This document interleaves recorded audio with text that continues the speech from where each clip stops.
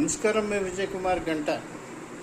ఇప్పుడు ఇక సునాయాసంగా అమరావతిలోకి ప్రవేశించవచ్చు. ఇంకా అక్కడ నగరం విస్తరిస్తున్నటువంటి క్రమంలో అక్కడ జరుగుతున్నటువంటి అభివృద్ధి పనులకు ఊతంగా 3 కీలకమైనటువంటి రహదారులు ఈరోజు ప్రారంభం కానున్నాయి. ఎప్పుడా అని ఎదురు చూస్తున్నటువంటి సీడ్ యాక్సెస్ రోడ్డు, దాంతోపాటు ఒక స్టీల్ బ్రిడ్జి, మరి ఇంకొకతో కూడినటువంటి రహదారి, మరి ఇంకొక రహదారి అందుబాటులోకి వస్తున్నాయి.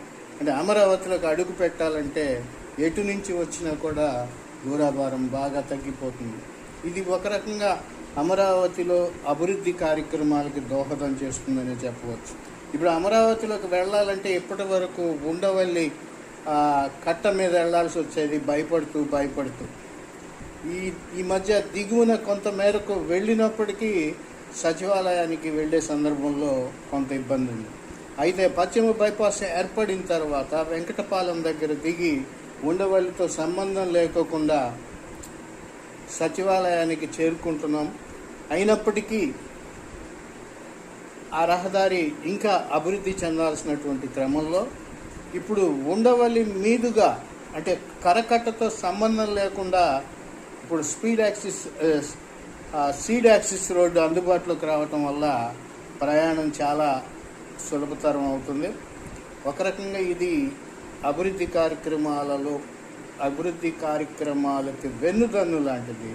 ఈరోజు అంటే 13వ తారీఖున రాష్ట్ర ముఖ్యమంత్రి చంద్రబాబు నాయుడు ఈ రోడ్లను ప్రారంభిస్తున్నారు. చూద్దాం.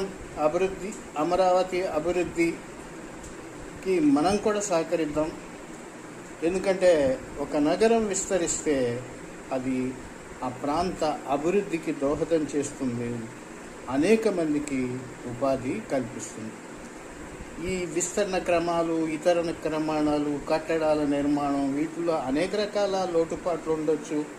అవి సరిచేయడానికి మనం కొన్ని విమర్శలు చేస్తుంటాం. ఒక్కొక్కసారి వాటికి బలం చేకూర్చేలాగా మాట్లాడతాం.